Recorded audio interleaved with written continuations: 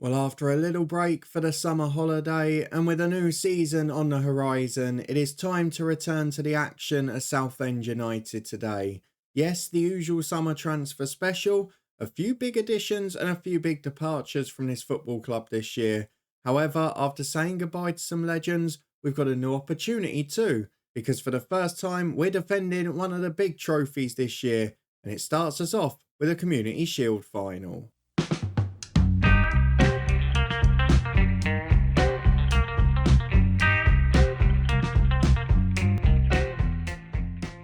Yes, hello and welcome along to part 100 of Saving Southend with me, Daniel. We're bringing up the century in style as for the first time we go into an episode as defending Premier League champions. If you didn't see how we completed that job, it was tense to say the least. You can find it in the last episode up in the eye above. But for now, we're back at Wembley in a basking sunshine to face the returning Unai Emery, who's in charge of Arsenal, that managed to win the FA Cup against Championship opposition last season. The same team, Bristol City, that we beat the year before. They're probably the story of this save, having now reached the Premier League again too. So we're going to go and get into that, but before it, we've got a lot to get through. Lots of goodbyes, some to legends, some to players for big values, and a few additions that I think are going to help elevate us to the next level. And I'd say there's probably some surprises as well. You can let me know if you agree or not after. For now, if you're looking forward to it all, do chuck a thumbs up on it. But let's go and see what we've done this summer in a transfer window. And while we do that, let me talk to you quickly about our partners for today's video and show you what offer they've got for you to make your summer transfer window more enjoyable. For this video, we're proudly partnered with HelloFresh. HelloFresh are on a mission to make your meal times easier with pre-portioned ingredients, quick and easy recipe cards, and plenty of treats we can get on board with too. Get 60% off your first box plus free dessert for life by clicking a link at the top of the description. Sounds good, doesn't it? I've tried it before. I'm a big fan of the brand and have helped with my weight loss this year too. There's healthy options available, so why not grab your discount and give HelloFresh a go from the description below. Well, as much as this summer has been an exciting one when it comes particularly to players in and out, it's also been a frustrating one when it comes to staffing, because after a couple of retirements and departures, particularly Mark Robbins, who was our under-18s manager, we've lost a few of our key coaches and staff to other teams in the top six. Two of them to today's opponents, Arsenal. You can see Harry Watlin was sold, he's gone as a coach. Bobby Evans has gone to Arsenal as a sports scientist. And Andy Howe has gone to Manchester City. He was one of our best scouts, particularly when it came to finding high potential youth players. So we've got a little deficit there. We also lost a few this season that we let go. Two of the other scouts that weren't quite as good. And Dean Osborne, the head performance analyst, who I just felt we needed to upgrade. We've now done all of that. So I'm not going to run you through all of these in great detail, but I will point out some key names here. Barry Robson has come in as the under-18s manager. Name you'll probably know if you're a Celtic fan. Going into this season, plenty of youthful people coming in, plenty of quality coming in. New fitness coaches, new senior coaches, Justin Cochran, a name you might remember as well. But also going further down, a new head performance analyst to replace the outgoing one. And Roddy Ash is definitely an upgrade, certainly when it comes to tactical knowledge and judgment of players. So I feel like we've upgraded that area significantly. We've also bolstered the size of some of the teams as well. And I feel like that's something we're just going to have to keep on doing if we want to be a success long term. I just should mention the under-21 manager as well, because that's going to be a pretty important role for us now. If we go through to all the transfers though, a lot of the work was done earlier this summer. 4 deals pre-agreed for the summer. We alluded to that in the last episode. However, if we go further down here, you can see there's some pretty big departures as well. So that's where we're going to start. A record fee received at the start of the summer window for Mauricio, the centre forward. We mentioned the fact that we'd replaced him. Mauricio goes to Brighton for £56 million. There's also a small sell-on fee with that as well. He's a really good player. He was throwing his toys out the pram about his contract. He was never the most convincing in front of goal of the players we had. And he just couldn't play consistently. So after a few appearances, 47 with 11 goals. I mean, it's not a great record. We've let him move on. And to get nearly 60 million for a player who we signed for 8.25, not bad business at all, is it? So well done to him. He moves on as well. We've also let go a legend for a slightly smaller fee. Joe Hugill has gone to Cardiff for 3.6 million. He'll go and get a season now playing in the Championship. He is a good player, but he's 31. He didn't get much football last year, and I didn't want his career to just dwindle not playing any games. The next one is Alfie Harrison, who, despite the poor ending, should also be remembered as a club legend. £35 million for him. We signed him for 1.7 in our first Premier League season. He has become a really important part of our squad for 3 or 4 years. But again, last season, it just felt like we pushed on beyond his level. 5 sub appearances in the league, a fair few in the Cups and in Europe, but he wasn't getting enough action. And after a really good few years, I didn't want him to go the same way. So he moves on to Nottingham Forest, 35 million, an incredible fee for him. This season, there are more departures as well. Don't you worry, there's been plenty done.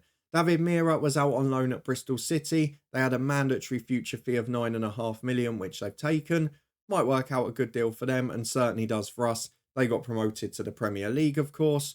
We've got Aaron Berek, who had been throwing his toys out the pram for years, wanted a ridiculous wage, but with 1 year left on his contract, with a poor work rate and not the best fitness and stamina, it felt right to let him go. And to get 38 million plus a sell-on clause for someone with 1 year left on their deal, for me, it was a great deal for the club. He signed for 5 million quid. It's another player we've made a huge profit on. And he just never really reached that level where he was a first 11 regular. So I wasn't too disappointed to see him leave. Now, you know about the next one, Cameron Ishmael. He had pre-agreed a deal months and months before to go to Napoli. Again, great business for the football club. 15.75 million up front. A little bit more in future clauses as well. Should be remembered as a legend. He played nearly 200 games for us, joining the club when we were in the National League, went out on loan the first 2 seasons, didn't feature at all for us, and then came back when we were a Championship club and started playing regularly then. But to get someone on a free at the end of the first season and sell them for 16 million quid at the age of 28, I think you have to consider that good business. But again, we've gone for a younger player in that position who can become a star.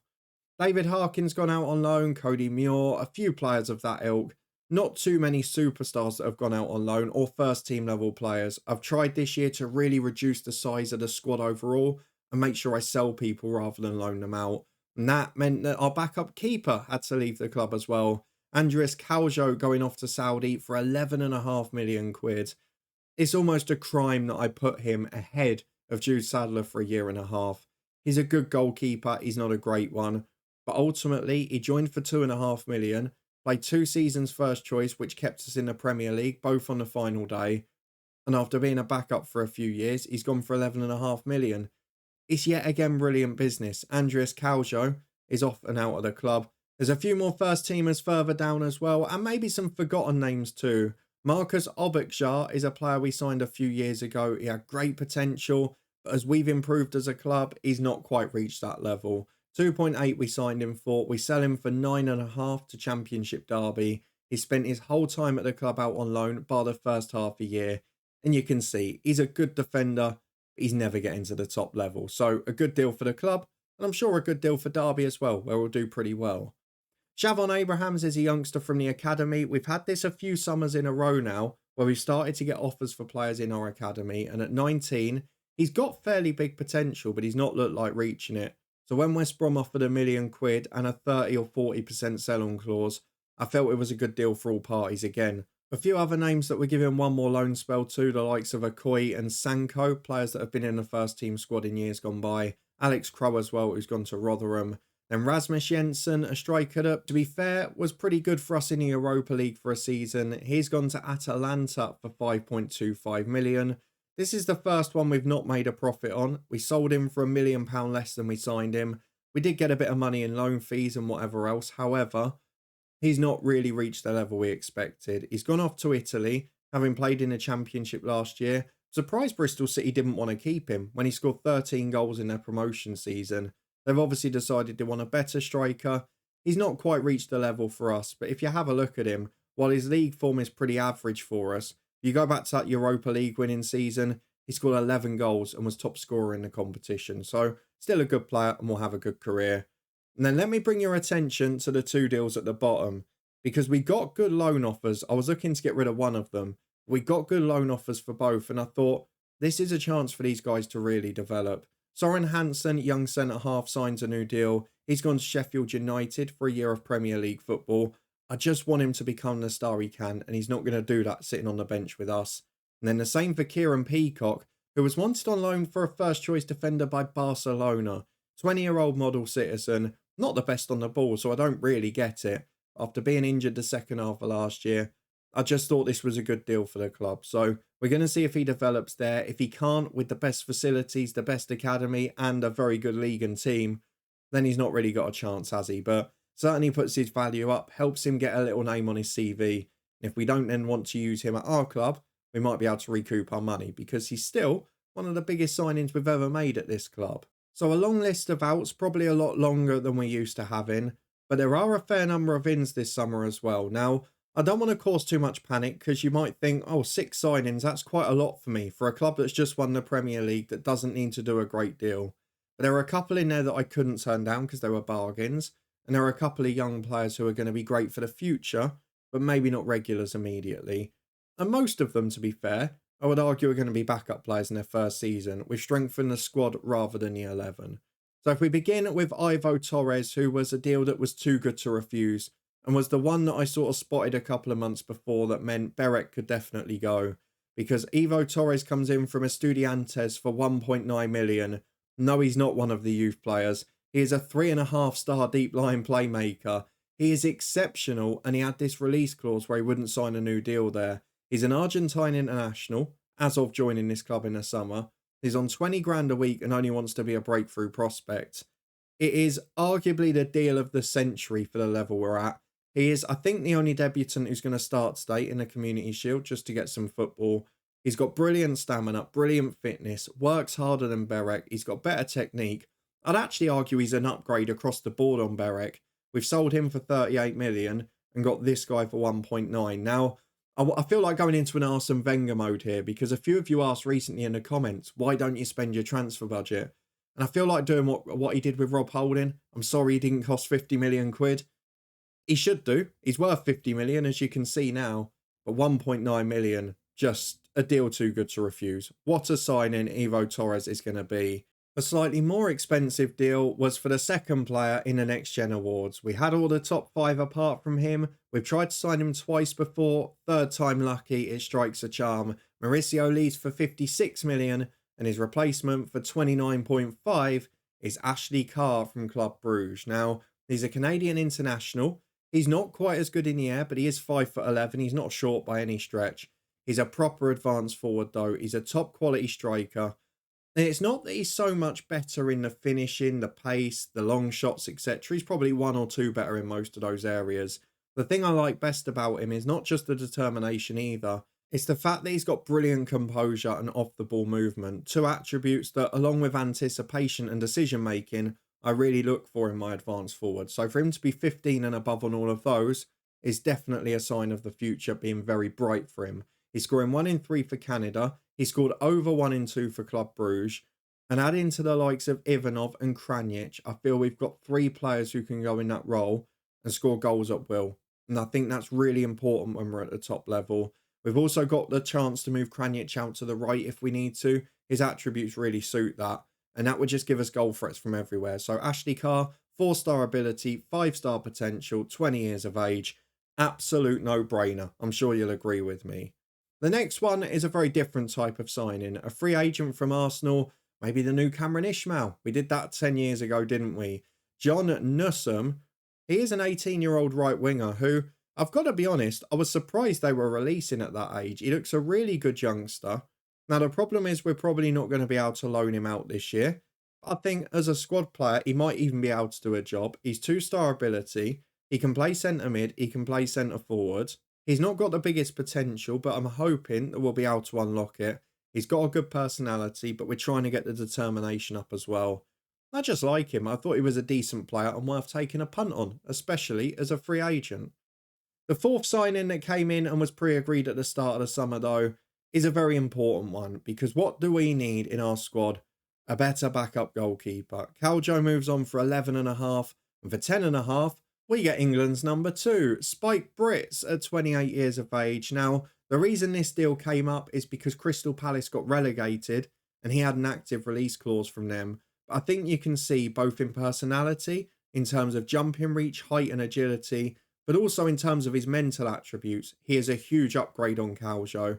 Maybe not too much different as a goalkeeper technically, but he's got a lot more experience of top level football. He's played in a championship, winning promotion with Hull, then played in the Premier League, then played for Palace 2 seasons, and now as a backup for us, he'll be a really good keeper. So this signing, I feel a really important one, despite maybe not being the most glamorous. There's two more to go though, because we have got a new left back as a backup. With Ishmael leaving for 16 million, we get Roy Curley for 6 from Manchester City. Now, I don't really know what to make of him because he's officially a wonder kid at 20 years of age, and his attributes I think look really solid. Maybe not perfect yet. He's got a bit of work to do on positioning, on crossing, and on passing. If you're going to have poor positioning, you've got to be able to make up your ground. And my word, he's got the acceleration, the agility, and the pace to do so. He's also over 6 foot. He's good in the air. He can give us emergency cover at centre half. But I actually tend to think that this is a really good signing. And I think he's the sort of player with his personality who's going to develop quickly if he gets game time. We'll try and get him in a few Champions League group games. We'll try and get him in some cup games. And maybe even off the bench a few times in the league. Because I just feel we can get him to a very good level. And maybe show why the media have made him a wonder kid. Because our coaches and scouts don't seem to think he's that good. But I took one look at him, particularly physically, and thought, we can do something with this guy. He's got quality. Again, a fairly low wage, no footballing expectation. It's a cheap deal. There's no real risk to it at all. The same applies potentially to what I hope will be the goalkeeper that finishes this save as number 1.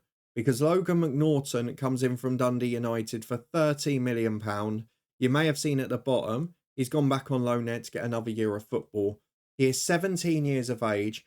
He is the best young goalkeeper in world football. Like pretty much every new gen goalkeeper in Football Manager, he's got terrible composure, but everything else is really good. His goalkeeping attributes, his determination. He's already 6 foot, got a decent jumping reach, and I'm sure he'll grow a bit more. His positioning's exceptional. His decision making, his concentration, he's got the lot. I think he's going to be a gem. I'm hoping that Dundee United will be able to get a good year out of him. And then we're going to bring him straight back. Maybe let Sadler go to Saudi, see what the situation is with Brits. But I think then he's going to get regular football. So we'll wait and see how it progresses. But for now, Logan McNaughton, an exciting one to finish. But that is a summer transfer window I'm very happy with. Financially, it's exceptional. It leaves us in a good position for the future. But what it also does is gives us a squad that I feel can compete now. If we have a look at it, it's not just what we've done in the window, it's the fact that the likes of Jude Sadler have joined Lewis Herbert in signing a new 5-year deal. We obviously got one to Wills late in the season last year, and there are so many others in that position as well. Bernberg's got a new deal, Jimenez has a new deal. Pretty much everyone bar De Angelis of the ones I wanted has now signed a new contract, and that leaves us in a great position going into the new year. Memic is recovering slightly quicker than we expected. He might even be back before the end of August, which is a real bonus too. And if you have a look at the quality of the squad now, bar the young left-back we've brought in and bar Casey Worcester, who's the 5th choice striker, the worst player in the squad is arguably Teddy Ivanov, which tells you a great deal about how far we've come, because he's a very good striker. So I'm looking forward to this season. I do feel it's going to be hard for us to defend our title because Manchester United have been there for a couple of years, Liverpool improving again financially, City and Arsenal on the prowl. But I want to keep trying to win something every year. Obviously, before this saves finishes, we'd love to win the Champions League. But the last 3 seasons, a Europa League, an FA Cup, a Premier League. I mean, even if it's a Carabao Cup this year, I just want to keep winning, keep getting in the Champions League and keep showing how good we are. We go through to the club info. We're improving everything off the pitch. We've got state-of-the-art facilities, superb youth facilities. We're exceptional at everything else. Maybe does make the youth intakes a little disappointing. But we're in a good position. We've got a club that is set to be a top club for a long, long time. So let's go through to the first day of the season in the Community Shield and see how we get on against Arsenal, who won the FA Cup. The media, what do they think of us? Well, they think we're going to finish 8th. They don't have much faith at all. I tend to have a little bit more than that. Interesting, promoted Nottingham Forest expected to be 11th. They did buy Alfie Harrison for big money after all. We've not managed to break into the overall best 11 yet. The media dream 11 for the season. But against Arsenal, we've got a chance to win a trophy and to lay down a marker. However, I'm not going to go all out to win this one. We're going to look ahead to next week as well. The big thing I've done compared to last year is judge pre-season better. And while Arsenal have gone for a more youthful feel, just Waneri, Saka and Rice of the originals, I think. Oh, and Saliba at the back. We've got a team that is a little bit adjusted from what our first 11 would be. Of course, we know Memic is still out. Adamson has missed a lot of pre-season with injury. He's not quite there.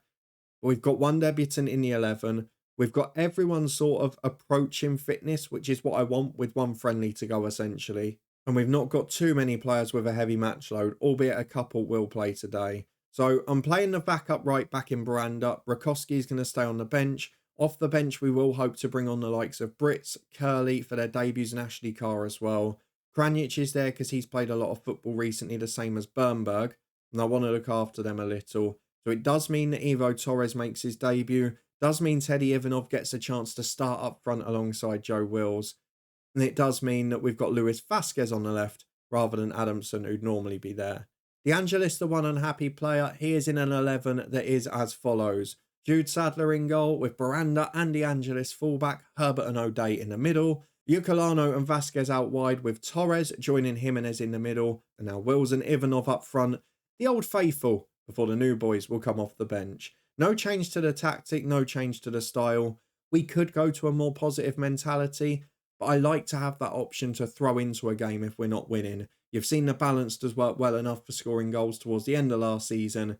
But can we start this one in a bit more style? A lot less unhappiness, a lot more youthfulness and exuberance in this team. Let's see if it works out as we go to Wembley and face Arsenal in a Community Shield. Well, here we go with 5 changes made. And actually, it's a little bit of a changing of the guard for Arsenal, because while those 4 originals are still there, there's only 2 on the bench as well in Martinelli and Erdegaard. Lots of young players in the squad, lots of players of real quality as well.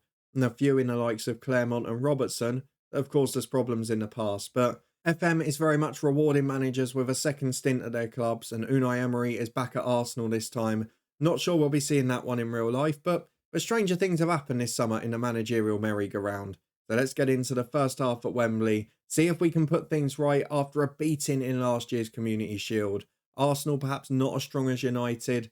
Can we get the first win at Wembley in this competition? As Arsenal play out from the back from a goal kick, and they're playing round us pretty easily here.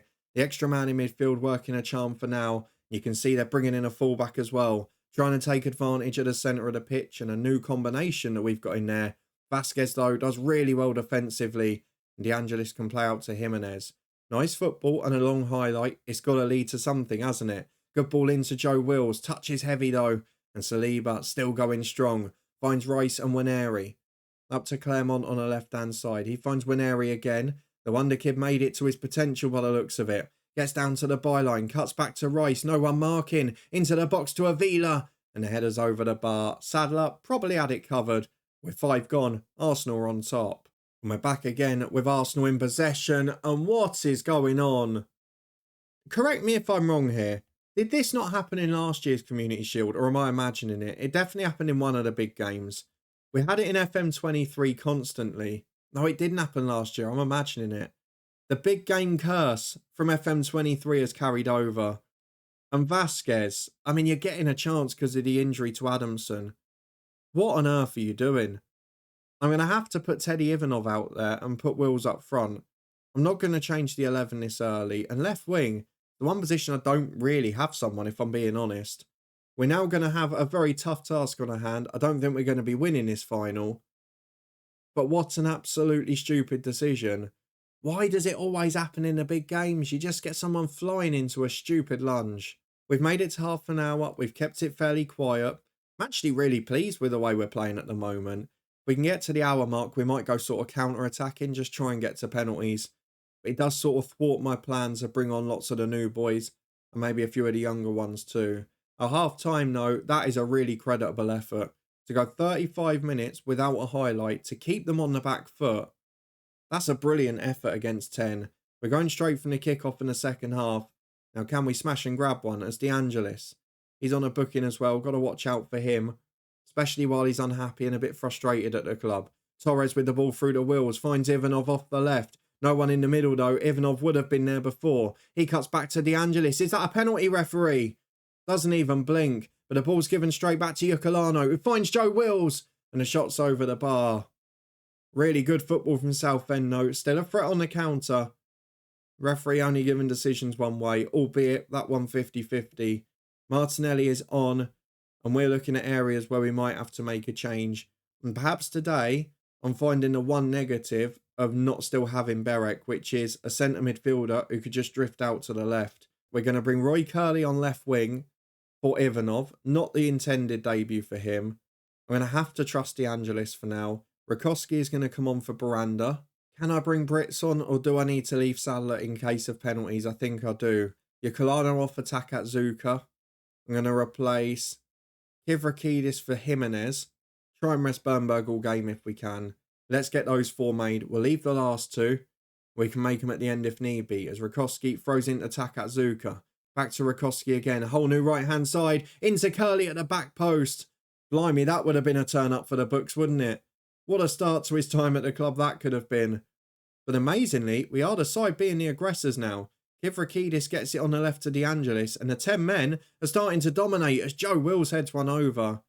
We're not creating great chances, but we're doing the right thing. We're getting the ball wide, we're getting it into the box, and we're giving Joe Wills a chance. With 15 to go, he's knackered. I know he would be a penalty taker, but I'm going to go for Kranjic up there. Just get an extra body in the box who's got a bit of pace, who's got a little bit of freshness, and hopefully it will deliver the goods as Martinelli puts a corner in for Saliba. We don't need to worry about penalties now. My two options are to take off Ivo Torres for Bernberg, but is there any point in bringing him on now? Or do I bring the new keeper on for a debut or the new striker? I'm going to go for, I think, Spike Brits. I think it's fair that we get him a debut here. 77 minutes gone. We've lost the final despite a valiant effort with 10. Now we'll get a new keeper a debut. Carr can't really come on with the position we're in.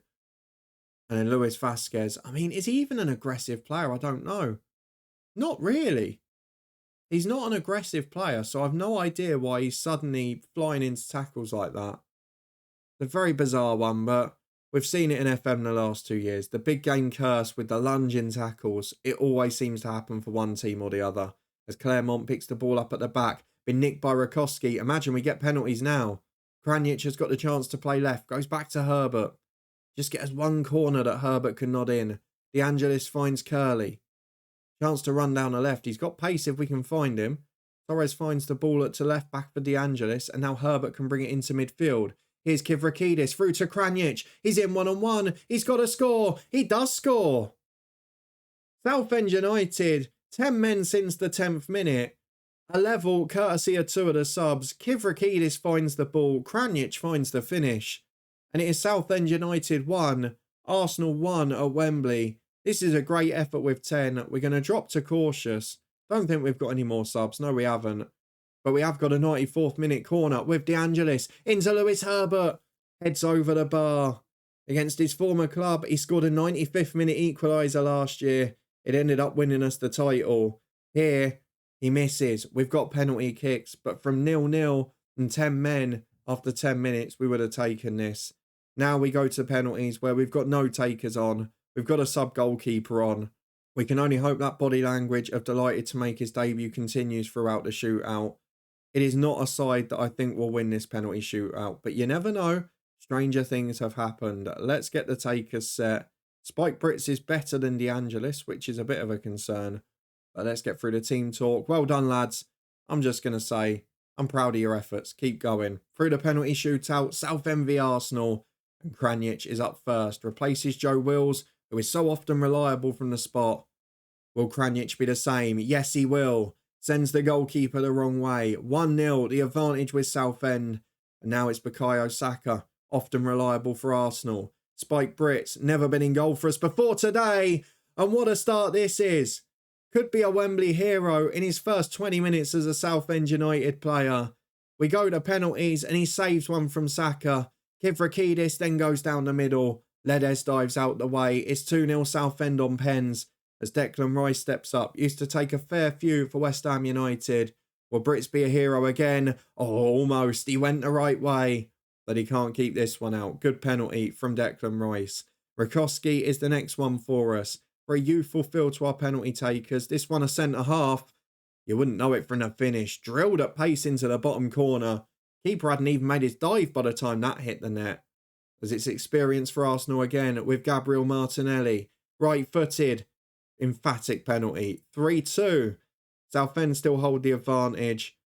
But Takatsuka's up next. We're into the single-figure penalty takers now. He has taken 1 or 2 for us. And that is a man who deserves a better attribute. What a penalty that was in the circumstances. Now, if any of these next 3 go right, we've won the shootout. Could Spike Britt save a second penalty to become an instant hero at Southend? Certainly take the pressure off for winning a trophy this year. Ethan Waneri to stay in the Community Shield final for Arsenal. Scores. Brits goes the wrong way for the first time. Who's taking our 5th one? Is it Drew O'Day? I think it might have been. I can't remember. Stepping up comes... No, it's Ivo Torres on his debut. Brits has been a hero by saving a penalty. Could Torres score the winning one? That would be a lovely combination. Do not be the villain. Torres, oh my God. He's tried to Panenka the keeper. It's gone straight to him. Instant villain for Ivo Torres. Can Brit save the day? A second penalty save here. Remind me to never let Torres take a penalty again. Robertson steps up. Brit saves it. Spike Brits on debut. There's the value of a better second choice keeper. We win the Community Shield. We get a trophy for the year. And what a start. A really great effort with 10 men after Vasquez let us down early. Brits did his job in the shootout with 2 penalty saves. And that is despite the fact that Ivo Torres on debut tried to chip the keeper stupidly. Doesn't matter when you've got Spike Brits in goal. Great name, great penalty saver. And Southend United lift the Community Shield. It is a 4th trophy in 4 seasons. And we're starting to build a dynasty after the rise. Can we build on it with another proper trophy this year? It doesn't matter. We've started in style. Southend United against all the odds. Win on penalties against Arsenal after a 1-1 draw. Let's get through to the schedule and see when we're going to be back. And make sure we've got through that one unscathed, aside from the Reds. Well, there is the confirmation as Spike Brits made his debut. Surely he's got a good rating from that. 7.9. Clean sheet in his 15 minutes and then 2 penalty saves as well. Kranic was the star player off the bench. Composed finish from him. But let's have a look at the schedule because I think it's pretty obvious when we come back. We're going to come back at the end of that 3-game trail. Liverpool are home. A side that finished second last year in the end after United fell away at the end of the season. May still be 1 or 2 more transfer sagas, possibly with De Angelis going out and maybe with 1 or 2 coming in. But overall, it's been a great summer and it's been a great start to the season. If you enjoyed it, please do chuck a thumbs up on the video. Let me know what you think of the summer signings and business overall. Some of the profits we've made I think are outstanding. If you want to stay up to date with what should be a massive season, as we're going to go for it in the 2 we haven't won yet, the Carabao Cup and the Champions League. And please do subscribe and turn that notification bell on. We'll be back with more from this one on Tuesday, but between now and then, we've got transfer deadline day in our alternative head coach save on Monday. The coach's head started a brand new season yesterday. You can see what our director of football did up in the eye above. There's also links there to the Twitch channel, the football podcast, and loads of other stuff too. But for now, thank you very much for watching, for joining me for another new season. It's an emphatic start on and off the pitch. We've got a trophy in the cabinet, but can we build on it?